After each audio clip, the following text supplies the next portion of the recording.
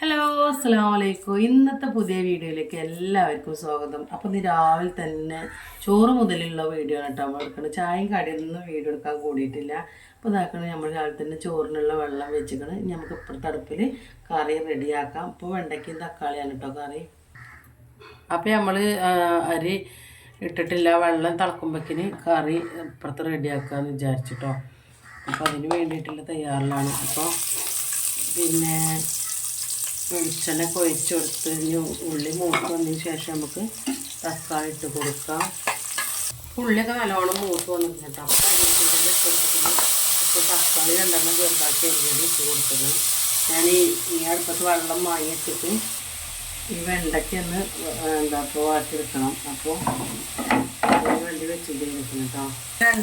അപ്പോൾ രണ്ട് തക്കാളി ഉള്ളിയല്ല പച്ചമുളക് രണ്ടെണ്ണം അരിഞ്ഞിട്ട് കൊടുത്തിരുന്നു. ആവശ്യത്തിനുള്ള ഉപ്പും കൂടെ ഇട്ട് കൊടുക്കാം. പിന്നെ കുറച്ച് മഞ്ഞളും കുറച്ച് മുളകും പൊടി ഇട്ട് എനിക്ക് ഇഷ്ടമാണ് കേട്ടോ. ചാറ് ഇടയ്ക്ക് തക്കാളി ചാറ് മുളകും പൊടി ഇട്ട് കൊടുക്കണം കേട്ടോ. ഇനി നമ്മൾ കുറച്ച് വെള്ളം ഒഴിച്ചിട്ട് ഇത് തിളച്ചിട്ട് നമുക്ക് വെണ്ടക്ക നമുക്കിത് തിളച്ചിട്ട് ഇട്ട് കൊടുക്കാം. അപ്പോൾ നമ്മളെ പിന്നെ വെണ്ടക്ക കായിട്ട് അപ്പം നമുക്ക് ഇട്ട് കൊടുക്കാം. ഒന്ന് ഇങ്ങോട്ട് പിന്നെ ചൂടാക്കി ഇട്ട് കൊടുക്കാം വെണ്ട. അപ്പം നമ്മൾ വെണ്ടക്കയ്ക്കുള്ള നാളികേരം ചിരണ്ടിയാണ് കേട്ടോ. ഫുള്ള് ചിരണ്ടിയിട്ട് കാണാം. ഇത് അരക്കുമ്പോഴത്തേക്ക് ഒരു വെളുത്തുള്ളി, പിന്നെ ഒരു വെളുത്തുള്ളിയല്ല, ഒരു വെളുത്തുള്ളിൻ്റെ അല്ലിയും ഒരു ചെറിയ ഉള്ളിൻ്റെ അല്ലിയും പാടെ ഇട്ടിട്ടാണ് ഇത് അരച്ചെടുക്കുക കേട്ടോ. അരച്ചിട്ട് കാണാം. അപ്പം നമുക്കിത് അരച്ചെടുത്തിട്ട് വരാം. അപ്പം നമ്മളെ വെള്ളം തിളച്ച് അപ്പം അരിയിടുക കേട്ടോ. പിന്നെ നമ്മൾ തേങ്ങയൊക്കെ ചിരണ്ടി വെച്ചേക്കണ്. അപ്പം നമ്മൾ കറിയിട്ടിന് അത് ഇടും വേണം. രണ്ട് വിധത്തിലും ഞാൻ ഉണ്ടാക്കും കേട്ടോ. പിന്നെ തക്കാളി തിളച്ചിട്ട് എല്ലാം ഇട്ടിട്ട് പിന്നെ ലാസ്റ്റ് തൂമിക്കൂല. അങ്ങനെ ഞാൻ കറി ഉണ്ടാക്കുന്നില്ല. ഇന്ന് ഞാൻ വേഗം തൂമിച്ചുണ്ടാക്കുക കേട്ടോ, നേരം വൈകിയതുകൊണ്ട്. നമ്മളെ വെണ്ടയ്ക്കും തക്കാളിയൊക്കെ ഉഷാറായിട്ട് വെന്ത് വന്നിക്കണം കേട്ടോ. അപ്പം നമുക്ക് ഈ അരച്ച് വെച്ച അരപ്പ് ഇതൊക്കെ ഒഴിച്ച് കൊടുക്കാം. കുറച്ച് വെള്ളം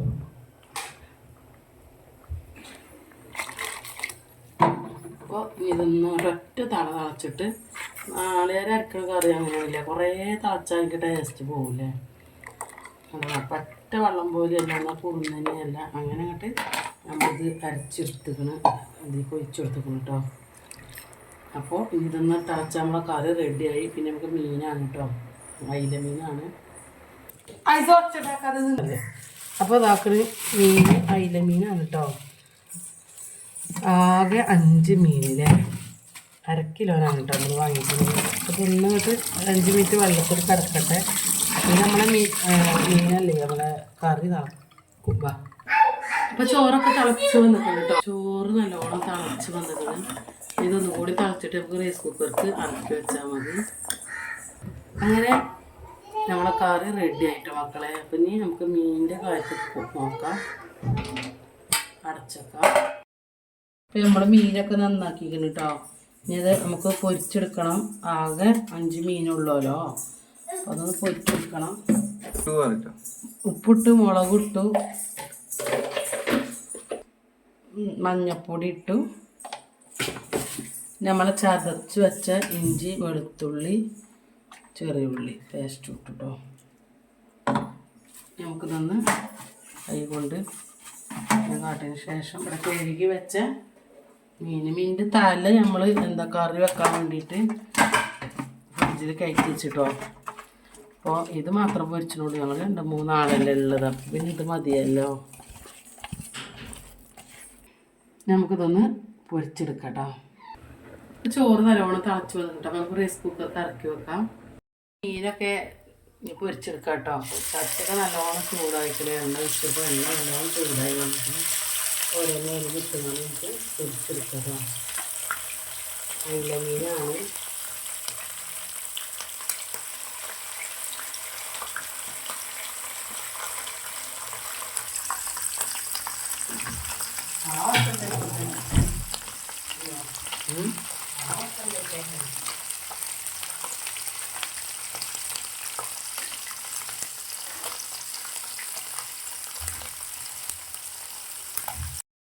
അപ്പോൾ മക്കളെ ഇതാ നമ്മൾ മീൻ റെഡി ആയിട്ടോ. നമ്മൾ വെണ്ടക്കച്ചാറും അയിലമീൻ പൊരിച്ചതും ചോറൊക്കെ റെഡി ആക്കണം. അപ്പോൾ നമ്മളെ വീഡിയോ ഒന്ന് ഇത്രയൊക്കെ ഉള്ളൂ. വീഡിയോ ഇഷ്ടപ്പെടുകയാണെങ്കിൽ എല്ലാവരും ലൈക്ക് ചെയ്യാനും ഷെയർ ചെയ്യാനും സബ്സ്ക്രൈബ് ചെയ്യാത്ത കൂട്ടുകാരുണ്ടെങ്കിൽ ഒന്ന് സബ്സ്ക്രൈബ് ചെയ്ത് സപ്പോർട്ട് ചെയ്യാനും മറക്കരുത് കേട്ടോ. നാളെ പുതിയൊരു വീഡിയോ വീണ്ടും വരാം.